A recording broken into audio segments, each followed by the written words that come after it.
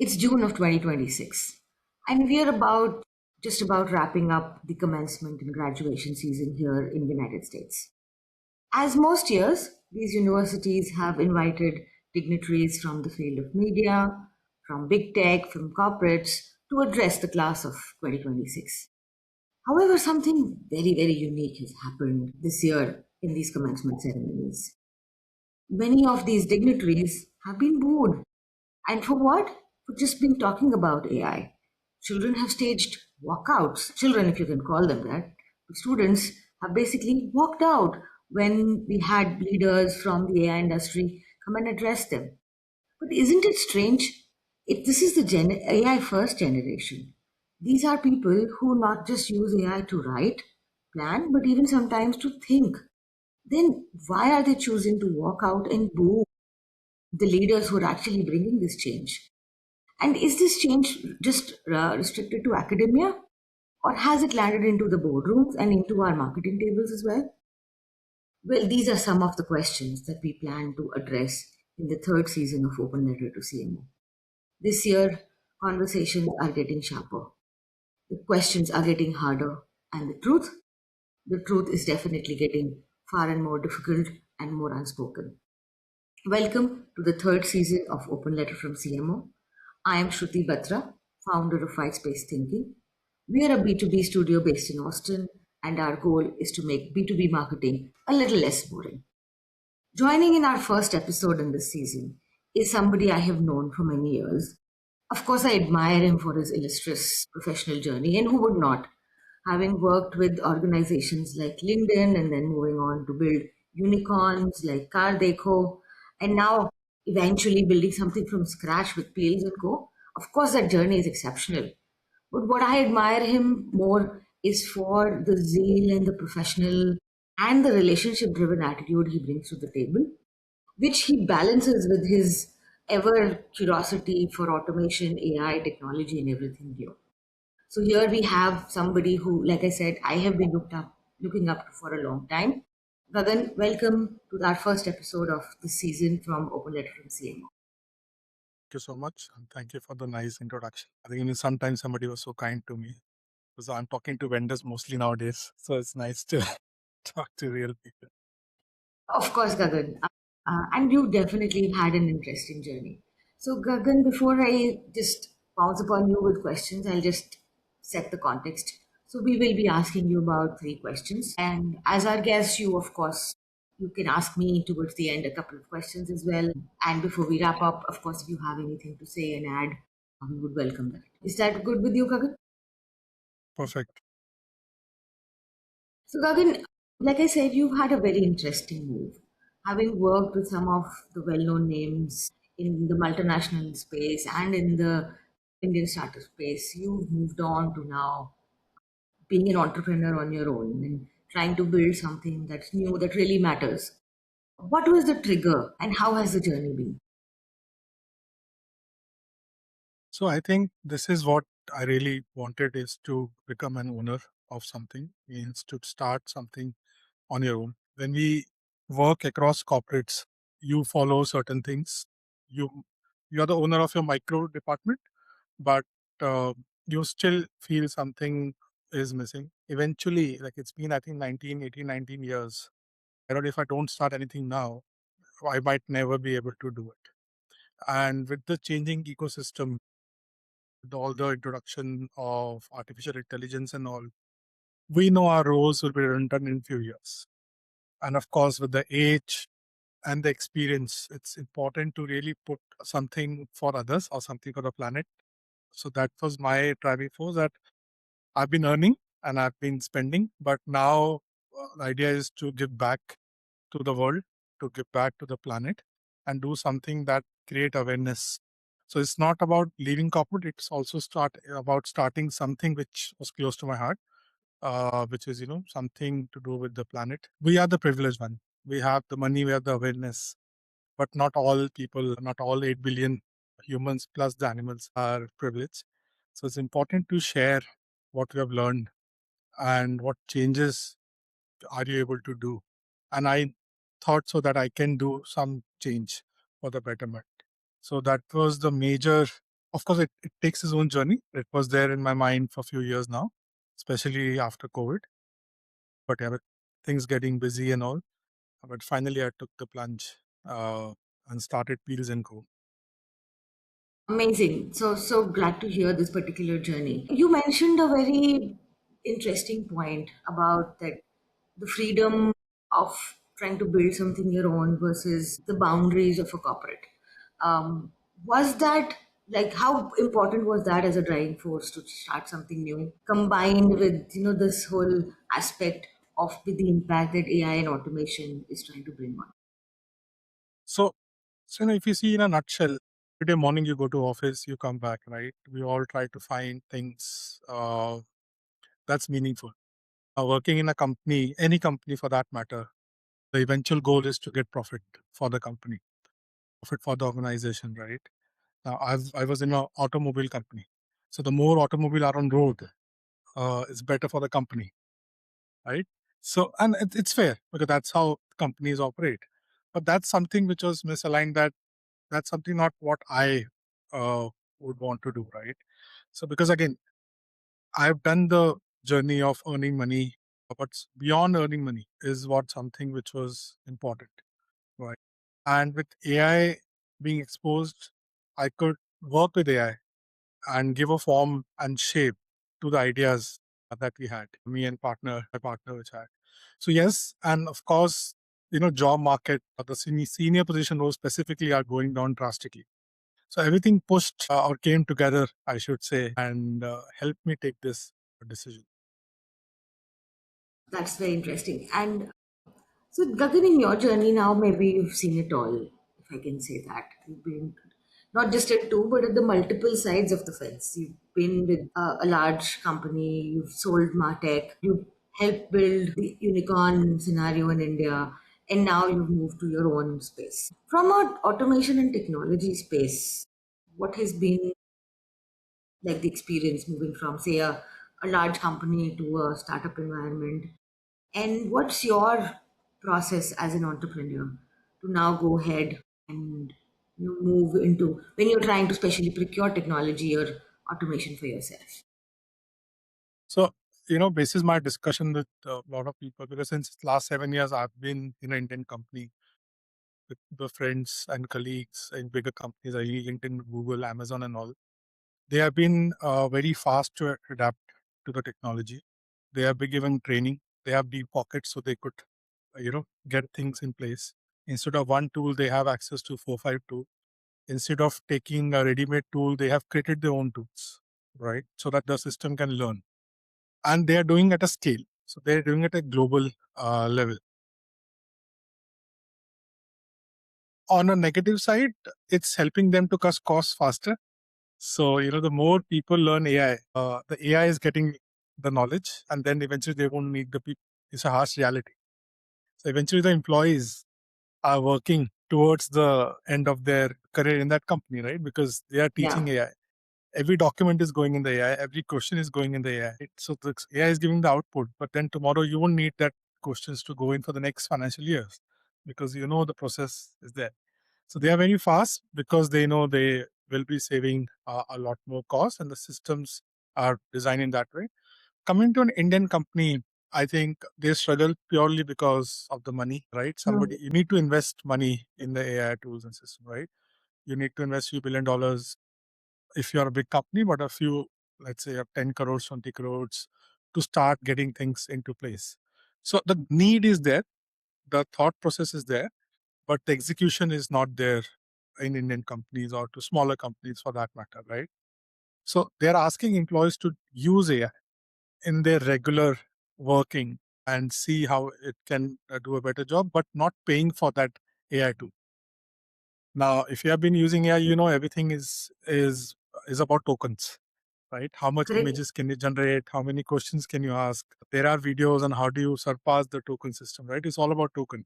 correct. So a guy working in an Indian company where company is asking them to use AI will be limited exposure because he can only ask, let's say, 5 questions in a day, right? And out of those, many might not be relevant. So getting a paid tool, I think, is the big difference between a big company and a smaller company. right? Because again, you don't need one license, you need many licenses, like a subscription base. Now coming to a startup like Peels and Co, right? Here again, because I just need 1 or 2 seats for my part-time for myself, right? So I'm able to use and pay for this AI. Mm-hmm. In on an average, I generate some 30 odd images from ChatGPT per day. On an average, I'm using Canva 2 hours a day. I'm using cloud for a lot of my market research, new product launch. Now, all tabs are open, and I've been Right. going through multiple AI tools because again, I have paid, and it's not a heavy cost when you talk about 1 or 2 seats, right? Yes. Because the Peels and Co needs to go much faster, so I need the access to the tool. I can't wait for the limit to come back the next day. So that's the big difference. I think money is playing a big role for companies to adopt to AI now, and it's rightly so because the kind of investment that OpenAI has done, it's Hmm. trillions of dollars, right? And there is no way they can see any profit coming in. Uh, that's there. So somewhere it will boil down to money for all of these, whether it's the supplier, which is OpenAI or Gemini, or whether it's the companies or the people. Money will play a big role in adaptation of AI. So, if I were to understand correctly, what you're trying to say is that the investment required to keep, say, the AI engine or the AI stack alive can play a big part in how much a startup invests into this technology. And is maybe that's a golden advice that a lot of early stage startups can use, because there are a number of startups that are coming in that are heavily dependent on AI, but it is also important to be able to balance the long term impact of that investment. So, beyond costs, are there any other factors or criteria that you look at when you're trying to evaluate an AI tool? Like investing in not just maybe for, say, image creation or content, which is, of course, very, very important from a marketing perspective, but so you're in a industry that is more real, right? You're making things that people will use. So, are there aspects from a real life scenario that you look at when you're trying to say procure AI? See, we don't need a lot of tools because, again, as I said in my LinkedIn post also, that AI is a bad master and a good servant. Another way, AI should be a co-pilot, not the autopilot, right? Right. So eventually, if I start doing everything on AI, I'll be again doing the same thing which I should in corporate is follow somebody else, right? For example, in Peels and Go, where we make natural plant-based cleaners, right, which is non-toxic and good for the planet and the family. AI was able to give me the personas, right, basis Hmm. the buying journey and the platform. But a lot of insights came from real customers, real people, right? That their maid decides which dishwash to bring. They may decide which laundry to use because she uses it. And if she says, no, I don't want to use it, it's end of story. This information was not given by AI in terms of, how do you go? But now that's the information that most of the people are giving to me, that our maid have accepted your product. She loved it. And somebody will say, the maid said, no, this is not good. Pehle wala acha tha, right? Which is again, maybe a chemical one. Because again, Right. chemical might give you better result, but it's chemical and very heavy chemicals, right? So it's difficult to compete when it comes to very, very deep, let's say, deep, dirty toilet seat versus a regular use. And maid would want an easy job. So Yeah. now our team or our goal is to figure out what works for mates. And this was not an AI insight. AI gave me Sushmita, Rohit, and few other personas which buy and how they buy. So AI is a good co-pilot, but it does, I would say, 60-70% of your job to have a structure. But the rest you have to really rely on the actual people. No point talking to AI, then there are 100,000 people standing outside ready to give their reviews. Absolutely. Yeah, I think that is also something which I see a lot of young startups refrain from. If you read any Reddit channel about marketing today, there are numerous startups that are complaining about how email attribution has gone down and people are not responding. and how they've spent hours automating their engine only to get zero results. And what worries me is that automation cannot replace outreach, personal outreach. It's that one-to-one relationship. Like the example that you gave, that the maid is, she may not be the purchaser, but she's the user. So she's the influencer. And to some extent, she's the decision maker. Right? One would Exactly. assume that you had multiple parties in a procurement process in B2B, but it's happening in our homes. And it'll change geographies. I'm in the United States. There are no maids here, but most of us do invite people once in a month or once in a week to come and do a deep clean. And you don't have to hand them any products. So I am not even a decision maker, but I'm still the consumer. So she may use a very high chemical bleach to clean my house, and I may have zero control over it. Exactly. So, right, so these challenges change geographically, and which is something that the AI may not be able to prompt and give you an insight on. I think we AI make a give very you data. How to use the data is something that you have to do without AI. Sit with your team and figure out. Because if you just again sit in silo, you might not get the essence of what's happening on the ground. So it's a very good servant. I would say nothing beats. I run as a side hobby. I run dessert cafe for my friends and family. It's in a law. So there's a separate chat GPT which talks about recipes.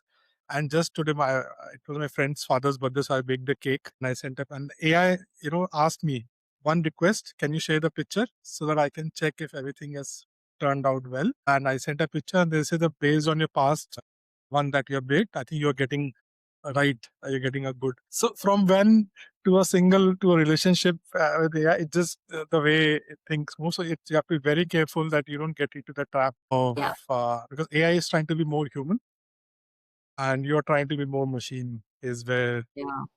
it's a big problem. Agreed, agreed. I think that is definitely another very important question, but something that we will, of course, continue to address as the season progresses. You spoke about AI making this big kind of a change and using AI as say a co-pilot and maybe an intern rather than letting AI become your master. Today, AI is also say the wrapper around most transformations, whether it is bringing in change in processes or job outlets or even actually laying off people, something which has become like the face of everything that's happening within big corporates or even startups.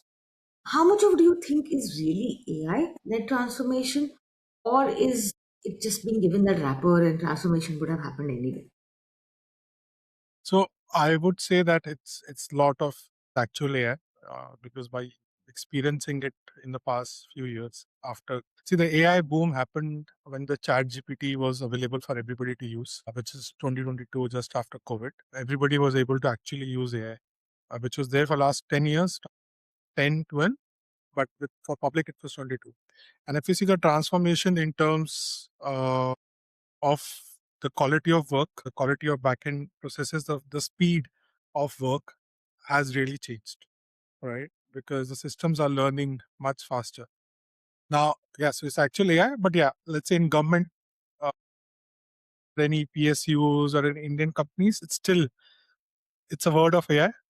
But that's the example where the company was charging for AI, there were Indian people sitting back in India was doing the work.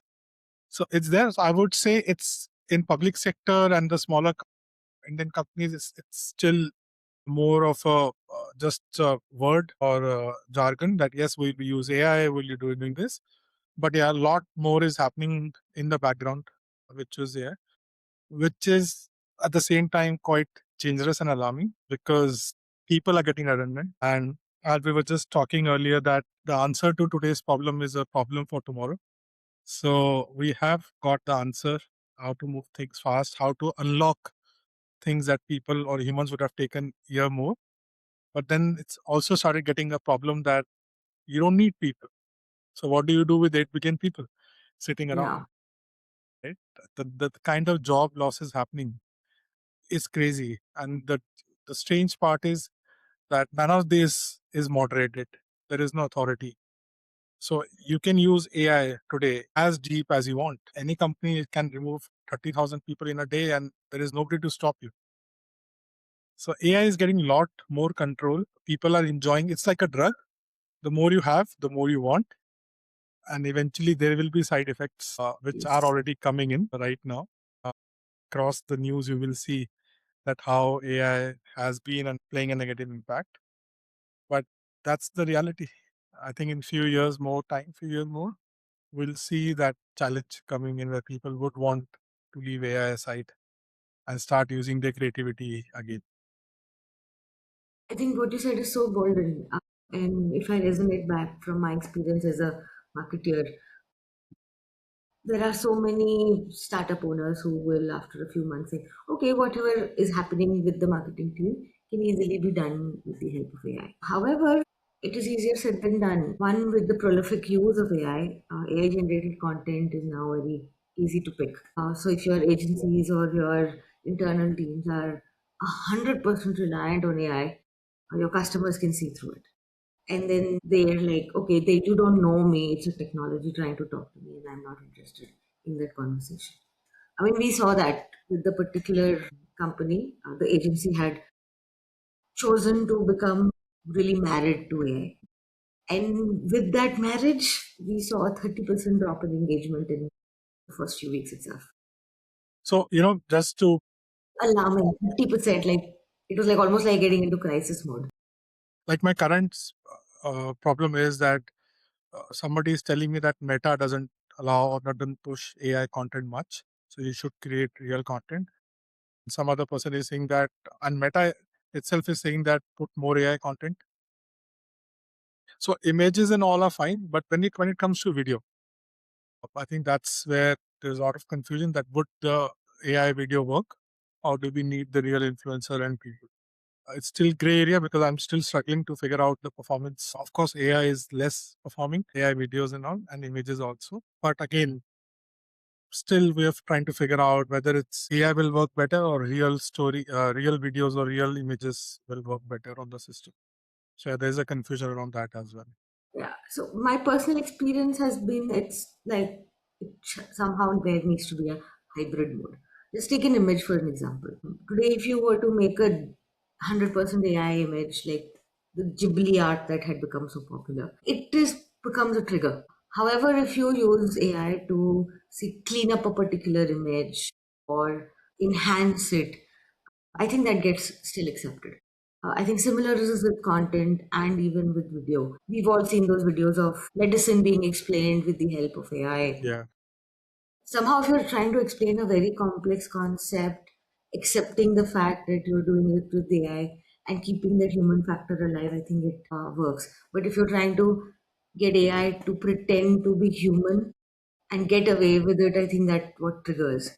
So all those human qualities of being honest about, yes, this is what I'm trying to do, and I understand you, and I'm just trying to simplify it with you with technology.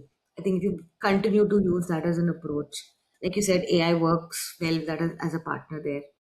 Like But I if you was let AI be surprised. the master, I was able to create 5 songs for Peels and Co within the time duration of 10 minutes wow, from AL Labs. The script came from ChatGPT.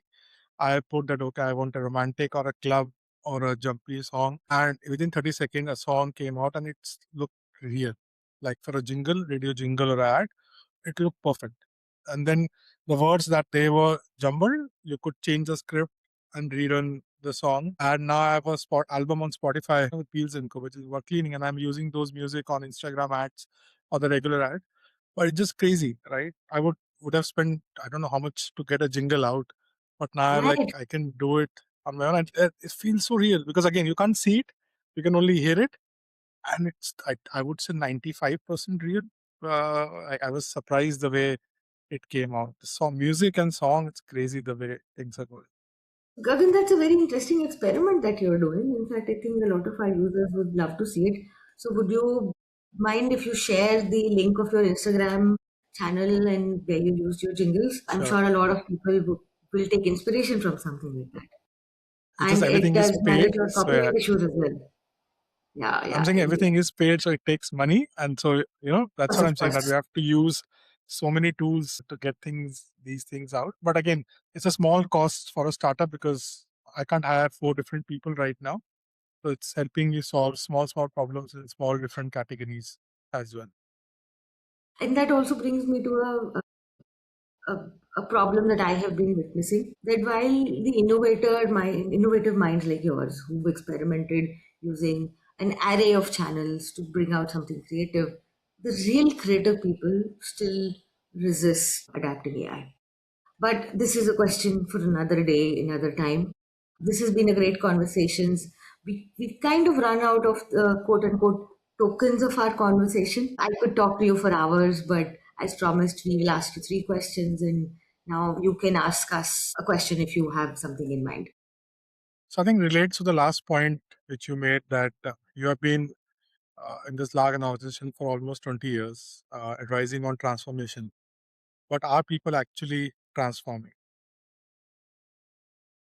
What advice are you giving, and what advice, let's say, would you give to a brand like Eels and Co? Because again, it's a very new brand, and we have to transform a lot. We're just at the ground zero.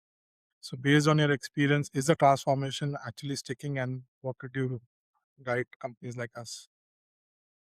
So I'll just take a step back and first of all define what I see as transformation. For organizations, especially large organizations, as they move forward with a lot of processes, technology, expansion, etc., they generally end up getting a lot of grease. Like if you were to put it very in a very desi manner, malai jam jati.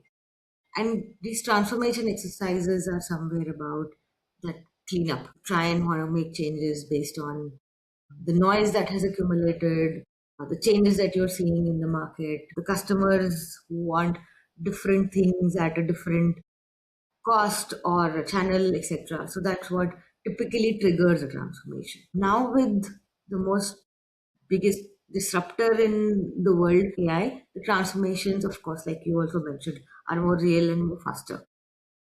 For startups, I think they're in the middle of not an internal but also an external transformation.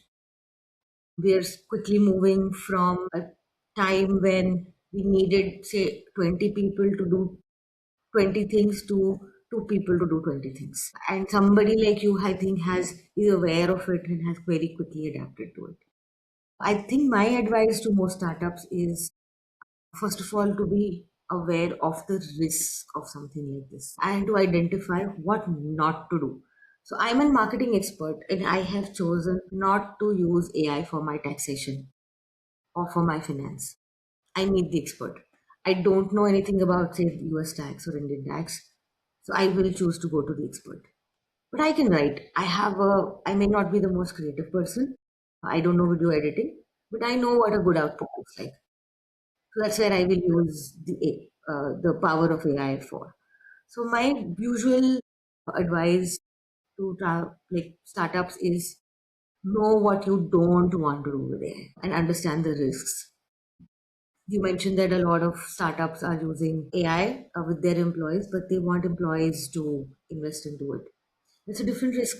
Your employees, one, will may end up sharing data because there are no guidelines around it with the company that will share data at least or keep data for at least 180 days and train their script on it. Your data is at risk of being leaked out. There have been instances where internal codes and memos in meetings from the likes of Samsung leaked out early in the days.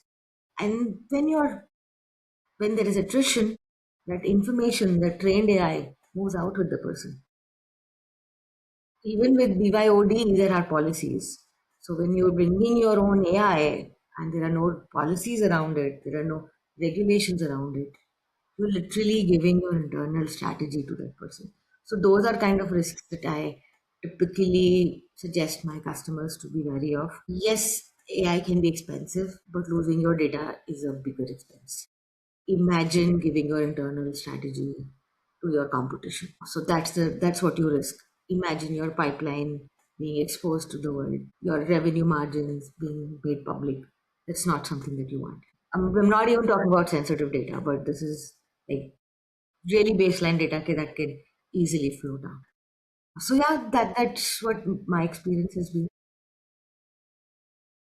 Fair point. Again, I think to summarize, it's a good co-pilot, bad autopilot. You should know which control to give to your Yeah, co-pilot, which to keep yourself. So yeah, it sums up nicely. I think that's the biggest learning that at least I take with me is to continue to use it as a co-pilot and an intern and not let it be my master. But it was great having you, Gagan. It was a Same wonderful here. conversation. We would love to have you back someday. If you've enjoyed this conversation, please do share it with your friends and our listeners. Like I said, we will be sharing clips of this conversation on YouTube. Remember to not just view them, but save them, share them with your friends because some of the advice and experiments that Gagan has shared are truly inspirational. So thank you and have a wonderful day ahead of you. Thanks a lot.